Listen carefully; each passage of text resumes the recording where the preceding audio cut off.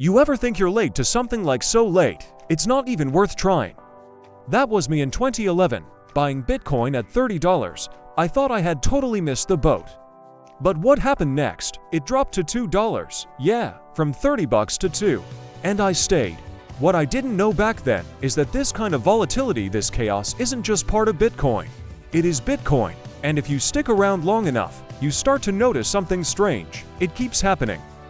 Every 4 years, almost like clockwork. So let's rewind to 2011.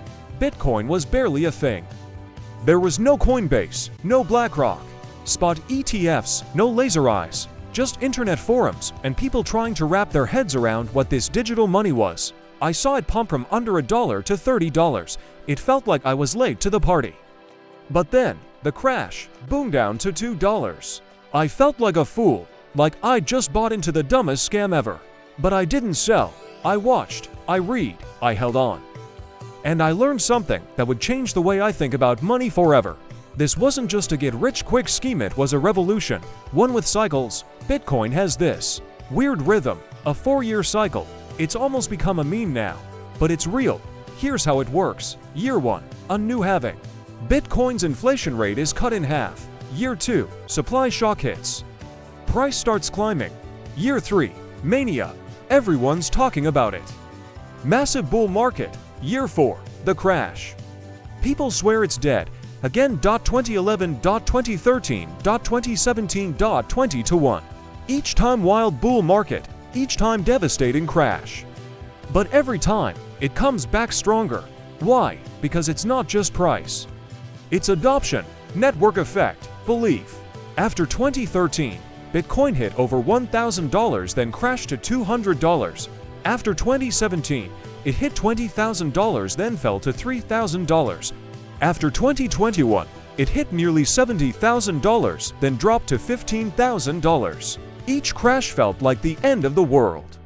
Media said it was dead. Regulators circled like vultures. Everyone who laughed at you when you bought in came back around to say, "See? I told you." But if you zoom out, each crash was just a setup. For the next leg up, survival is the strategy. Looking back now over a decade into this, I've learned a few things I wish I knew from the start. Volatility is normal. Bitcoin's volatility isn't a bug, it's a feature of price discovery in a new, scarce, global asset. 2. Ignore the noise. Every cycle has its distractions. Altcoins, media FUD, scams. Stay focused. 3. Timing the top is a trap. You won't catch the top or the bottom, but if you stick around long enough, you win. For self-custody matters. Not your keys, not your coins. Learn it, live it. 5. The cycles repeat, but the world changes. More institutions, more governments, more builders come in each cycle, and Bitcoin keeps proving its worth. Well, you missed one. So I got in at the top of the 2011 bull cycle. In 2011, it went from sub-dollar. Bitcoin went from below $1 to $30. That's when I first got in. And I thought I was late. And then after I got in, it dropped all the way down to $2.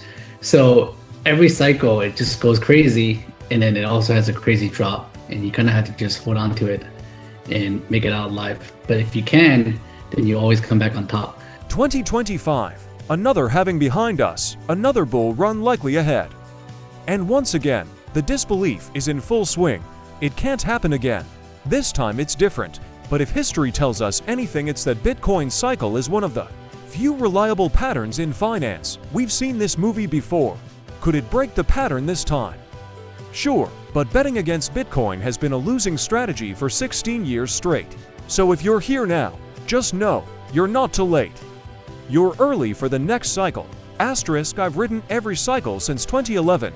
I've seen friends get rich and lose it all. I've seen others ignore Bitcoin for a decade and finally say, wait, maybe I should pay attention now. Bitcoin doesn't care who believes. It just keeps ticking, block after block, cycle after cycle. So if you're new here, welcome. Strap in. This ride isn't for the faint of heart, but if you make it out alive, you might just come out on top.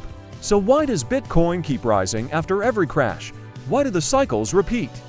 It's simple. Fiat currencies don't stop inflating. Governments don't stop printing. Central banks don't stop manipulating. For years, we're reminded that trust in money is eroding. Whether it's a banking crisis, inflation surge, or geopolitical chaos, Bitcoin quietly becomes more relevant. Here's what most people don't get. The US dollar has lost over 97% of its value since the Federal Reserve was created. Over 50% of all dollars in existence were printed in just the last few years. Around the world, from Argentina to Lebanon, entire populations are waking up to the idea that money should not be a weapon used by the state. Bitcoin didn't rise because of hype alone. It rose because the system we live in is broken. And more people are waking up to that fact every cycle. Now I want to get personal again because I made a lot of mistakes in my early years. I overtraded. I thought I could time the market. Every trade just added stress and usually cost me more than I made. I chased altcoins during the bear markets, thinking I'd catch the next Bitcoin. Most of them went. I shared too much, told too many people too soon, without understanding how to explain Bitcoin properly. I didn't take profits when it mattered. Hodling is great, but sometimes you need to pay off debt, buy time, or secure life wins. And that's okay. Bitcoin rewards conviction, but it also rewards wisdom. You don't need to be perfect. You just need to survive the cycles and stay grounded. Here's the truth.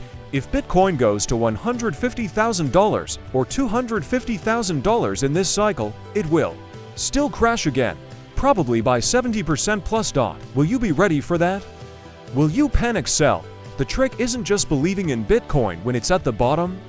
It's believing in it when it's at the top and everyone's screaming that it's going to $1 million tomorrow. Yeah, it's crazy. It's all these, like, it seems to, Bitcoin or crypto seems to follow this 4-year cycle every time. So, like, yet people don't don't believe it's going to happen again.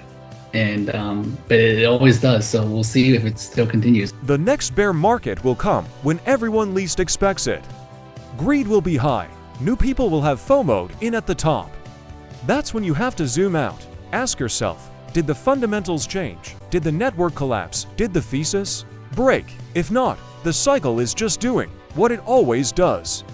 Shake out the weak hands, reset the game. Prepare for the next era. Why am I still here after all these years? Because Bitcoin changed the way I see the world. It gave me a way out of a broken system. It gave me control over my time and my future, and most of all, it gave me a community. A global, borderless tribe of people who believe in something better. This isn't just about getting rich. It's about getting free. Bitcoin won't solve all your problems, but it just might solve the root of most of them, a broken money system. If you got value from this story, smash that like button and consider subscribing. This channel is all about breaking down Bitcoin, its cycles, its impact, and why it matters.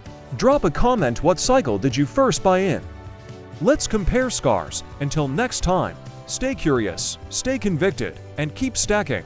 Let me tell you something I don't hear enough in crypto. This journey is emotional. It's not just numbers on a screen, it's fear, doubt, sleepless nights, wondering if you just ruined your future or set yourself up for life. I remember watching the price bleed out in 2014. I'd log into the exchange just to stare at that red candle. I didn't even have much invested compared to today's standards, but it felt like everything. I had no blueprint, no community, no roadmap. That's where Bitcoin tests you, not just financially, but emotionally. It teaches patience in a world addicted to dopamine. It teaches self-reliance in a world that wants to outsource everything.